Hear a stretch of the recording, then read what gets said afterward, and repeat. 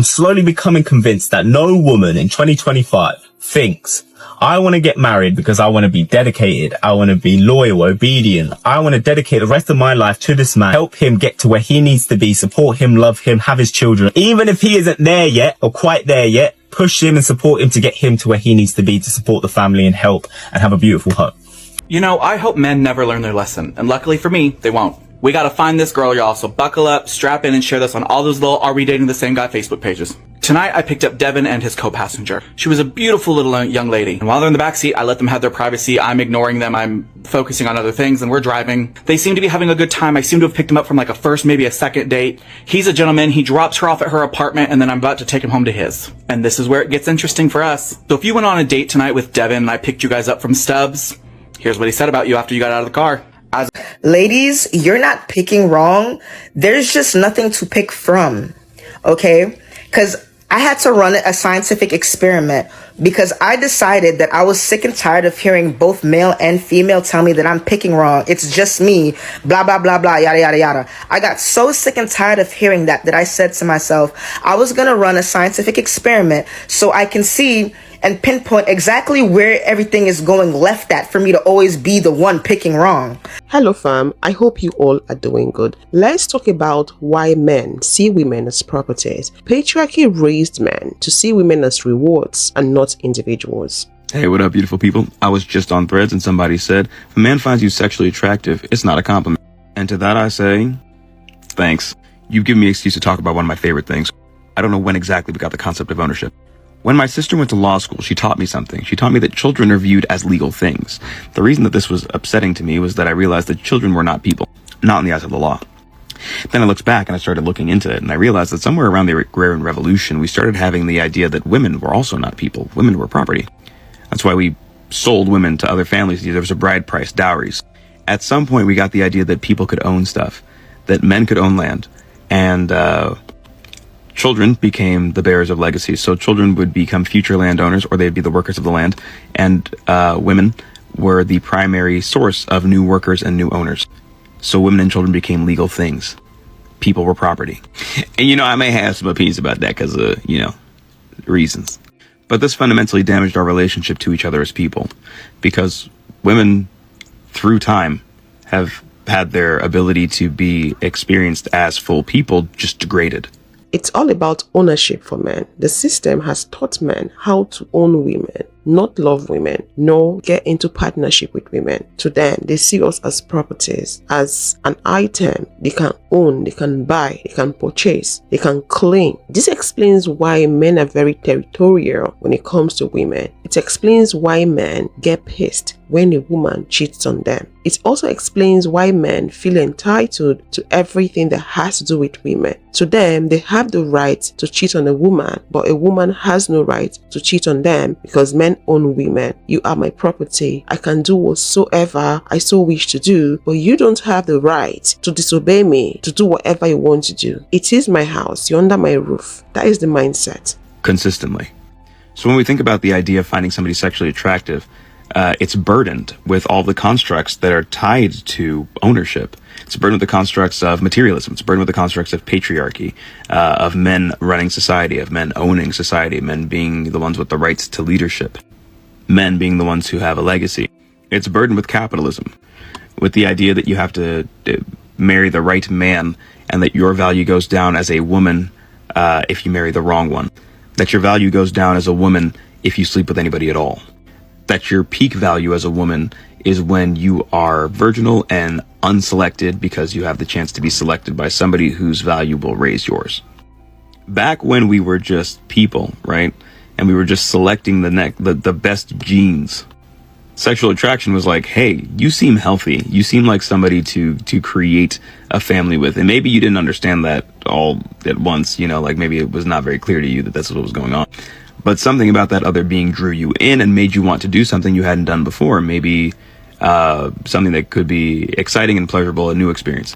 The society is messed up. Marriage for some men is a certificate of ownership, not commitment. And we see this play out daily in our society. What do you expect when you have greedy and selfish men in power? They are the ones leading. They are the ones making policies. Always remember, men are all about dominance, controlling. They don't mind who they are controlling. They are more than happy controlling their fellow men. But it gets worse for us women when we have men controlling us, because a lot of men out there are brutal. They lack humanity. They are selfish. That doesn't mean that they don't have exceptions. So it's very important for you to know the mindset of the person you're getting into a marriage with. Sometimes people pretend to be nice, pretend to be who they are not, so they can get married to a certain person. And when you get into the marriage, their true color comes out. That is why they have divorce. I know they have this no-fault divorce, but you just have to find a way around it. If you get married to someone and the person changes, you have to find a way to leave that relationship. If it's going to take you divorcing a lot of men to find the right person, go ahead and do that. I know the society also shames women that are divorcee. They have a lot to say about that. Oh, because she has a bad character, that's why she couldn't keep the first man, or she's divorced 3 times. It says a lot about the kind of person she is. Please do what works for you. I also know that some women are badly behaved. But you know what we do on this channel? We focus more on what men do to women. If you're looking for a channel that talks about what women do to men, I believe they have channels like that. If a man chooses you, it means he sees someone that he can control. Sometimes being chosen doesn't mean love. It means access, not affection. If a man chooses you over another woman, it's usually not because he likes you more. It's because he thinks that you can benefit him more. So in our patriarchal society, women are expected and conditioned to sacrifice themselves and their identities for men. So most men will not choose a woman who they perceive is going to challenge them and make their lives harder. This woman is going to be someone who they think is going to do more for them. So whether that is through unpaid labor, like being their free therapist, secretary, home cleaner, etc., or someone who they think is not going to expect more from a relationship. I would want to believe that we know what men mean when they say they want a wife material. Men are out there shopping for women that they can mold, they can easily control. They don't want a rebel. They don't want a woman that will fight them, that will challenge their authority. They don't want that. Men are looking for naive women they can use as a doormat. And you would think if they find such a woman, they will make her their world, they will be there for her, they will be faithful, they will treat her nicely. No, it's all about control. You cannot love someone and control the person. Control is bondage. It is captivity. For you to see someone as something you can control, it means that you don't respect the person. You don't value the person. You see the person to be beneath you. You see the person to be your subordinate. If you truly love someone and you care about that person, you wouldn't want to silence them. You would want to hear from them. You would want to create room, give them that room to express themselves, not subdue them, not subjugate them. So when people say men don't like women, are they lying? Always remember there are exceptions, but are they truly lying? They are not lying, because if you love someone, you wouldn't want to subjugate that person. Same goes with the master and slave relationship. If a master loves his slave, he wouldn't make his or her slave a slave. You can't claim to love me and still have me as a slave. It doesn't make sense. It is already a red flag in itself if a man is in a position to be choosing between women, because this implies that he's actually not serious about either of them, and that he's also okay with disrespecting people's time. So if you are in a position where this is happening to you, you should run. And if you don't run and he happens to pick you, you still need to run, because you are most likely going to enter into a relationship where you are going to be picking up the slack the entire time, all the while knowing in the back of your mind that you were competing to be in this exact place with a man who has continued to treat himself like he is the prize. It is not an accomplishment to be picked by a man. So if you want to be with a man, choose a man who didn't have to be with other women in order to then land on you.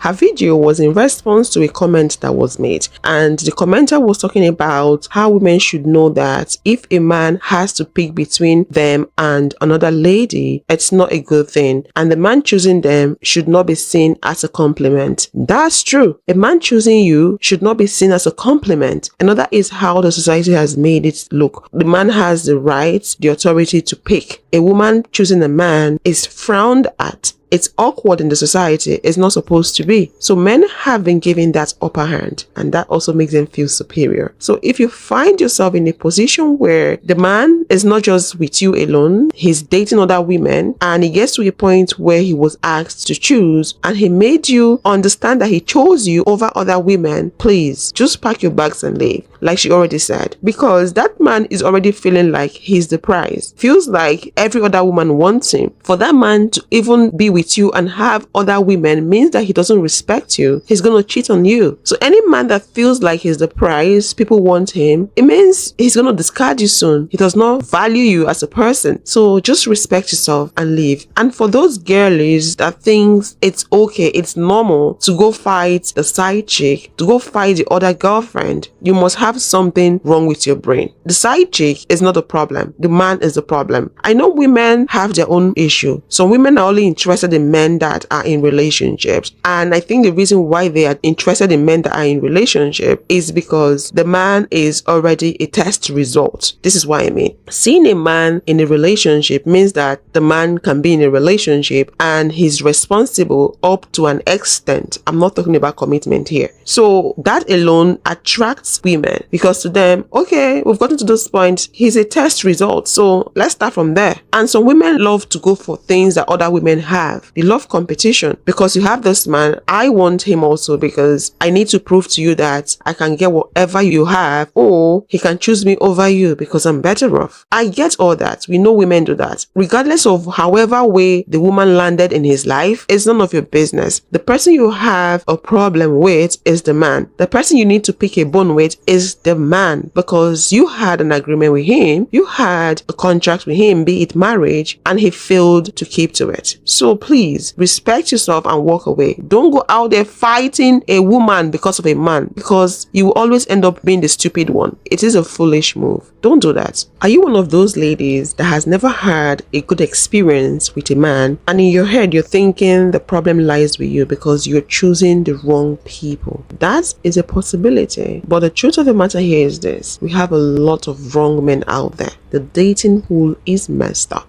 Ladies, you're not picking wrong. There's just nothing to pick from. Okay? Because I had to run a scientific experiment because I decided that I was sick and tired of hearing both male and female tell me that I'm picking wrong. It's just me, blah, blah, blah, blah, yada, yada, yada. I got so sick and tired of hearing that I said to myself, I was going to run a scientific experiment so I can see and pinpoint exactly where everything is going left at for me to always be the one picking wrong. So for one summer, I decided that I was going to give every single guy my phone number. And I implore other women to do this, just so you know that what you're seeing and experiencing is accurate. Because everybody will blame you and not the strangers that are approaching you. The strange men that are approaching you that you don't know, they will blame you as the woman, right? Because you're always wrong, apparently. So for this summer, I decided to give every single guy my phone number because a lot of times people act as though good men is in such an abundance. So if they're in such an abundance, if there are good men everywhere, clearly I should be able to meet one, right? Clearly. So for one summer, I decided that I was going to give every single guy my phone number. I think it was about 10 to 11 guys that approached me that summer, one or the other, 10 or 11.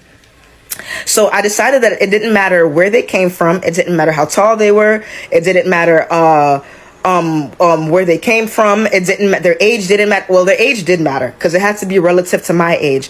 But basically, I gave every single one my number, and there was almost no criteria, just to see how it would have panned out. And of course, they all wanted the same things. They all wanted intimacy very early on and domestic labor. And favors. Those three. They all, my nails are missing, but they wanted all of those things. All 10 to 11 dudes that approached me while I was minding my business that summer, you know, me being the little hot tamale that I am, they approached me and all of them wanted intimacy, domestic labor, and favors. They all wanted those things. Okay. And I had to run that experiment just so I can see where apparently I was picking wrong. Because if the great men, the good men, the fantastic men are such an abundance, clearly one of them out of the 10 or 11 should have been somewhere in that batch. but they were nowhere. The majority of them did not want to either go out or they wanted to do a car date. The majority of them, they wanted to just either stay on the phone and try to invite you over to their place, right? We know how that is. The majority of them, and it didn't matter where I met them, whether it was at the grocery store, whether it was at the corner store, whether it was at a park. It did not matter where I met them. Their wants and desires were consistent all across the board. So ladies, whenever people, male or female, try to tell you that you're picking wrong, that you're just not picking the good, great men. You're just not picking them. Run the experiment yourself. Get a fake number, a Google Play number, get a whatever number that you have, because you have to protect yourself too. But run the experiment yourself, and you will truly see that you never had anything to actually pick from. It was always just garbage. It was always garbage, she said. Too many men operate with the same script: emotional detachment, control, manipulation. We should expect same behavior, same tactic, given that they were being groomed by the same system. They were being enrolled into the same program, so they have the same manuscript. They operate the same way. Always remember there are exceptions. Like she rightly pointed out, those exceptions are not much. Also notice, the system made it in a way that women will always take the blow for men. Women will always be blamed for men's bad behavior. Not the men, the women. Shift the blame to them. Oh, we have a lot of bad men in the dating pool. Blame that woman. She's not choosing right. It's her fault. She's not finding the good man. That's why. Why don't we blame men for being bad? Why don't we blame the system for populating the dating pool with bad eggs? No, the women should take the blame for not choosing the right one. You know, I hope men never learn their lesson, and luckily for me, they won't. We gotta find this girl, y'all, so buckle up, strap in, and share this on all those little Are We Dating the Same Guy Facebook pages. Tonight, I picked up Devin and his co-passenger. She was a beautiful little young lady, and while they're in the backseat, I let them have their privacy. I'm ignoring them. I'm focusing on other things, and we're driving. They seem to be having a good time. I seem to have picked him up from like a first, maybe a second date. He's a gentleman. He drops her off at her apartment, and then I'm about to take him home to his. And this is where it gets interesting for us. So if you went on a date tonight with Devin and I picked you guys up from Stubbs, here's what he said about you after you got out of the car. As I'm driving him home, he strikes up a conversation with me about how the date went really well, but he just wished it would have gone further. Apparently, Devin and this girl had been talking on Tinder or something, or Snapchat, for a few days now, for a few weeks now. He reveals to me that tonight was their second date and that this was the night he was expecting to get some. He apparently thought tonight was the night you were going to get some because of what you were wearing, which I can't believe in 2025 is still something men think. But when he realized you weren't going to invite him up to your apartment when I was dropping you off, that's when he got annoyed with you, I guess. He then told me what you did for work and said that he couldn't respect it. And I did try to counter with all this. I did try to argue with all this. I said, well, what she was wearing was a cute little outfit. He responded with something along the lines of, I don't care what the outfit looks like on her body. I'm more interested in what it's going to look like on the floor. In reference to what you do for work, girl, I said, hey, I think what she does is great. I think it's really important. In fact, we need more people to go into that field. To which he responds to, it's too time consuming. She won't be able to stay home with me. And I understand, like, wanting to be able to spend time with your partner. The way he said it was the red flag. It wasn't that he said it, it was the way he said it. Girl, he also said that you had a shitty apartment. He said that he thinks that you have a shitty apartment. He said he could tell from the outside of the building that you have a shitty apartment. So, girl, if you went on a date with Devin tonight to Stubbs and I picked you guys up around, I think it was 8:30, you can do better, girl. I believe you can do better. I think you deserve better than him. And before anybody gets mad at me for breaking bro code, I don't give a fuck. I don't give two fucks. Not one fuck, two fuck, three fuck, four. I don't care. This is how much I care about bro code. I thought that was gonna be a louder fart. I'm slowly becoming convinced that no woman in 2025 thinks, I want to get married because I want to be dedicated. I want to be loyal, obedient. I want to dedicate the rest of my life to this man, help him get to where he needs to be, support him, love him, have his children. Even if he isn't there yet or quite there yet, push him and support him to get him to where he needs to be to support the family and help and have a beautiful home. I'm on the edge. No woman thinks like that. What they think is, I want to have a white dress, loads of people to this wedding that are my friends and not even my actual friends. I want to have a party, I want to have a cake, I want to cut the cake, I want to go on a honeymoon to Bora Bora, Hawaii or Maldives. And once all that's done and she's unhappy, what's the first thing she does? She leaves.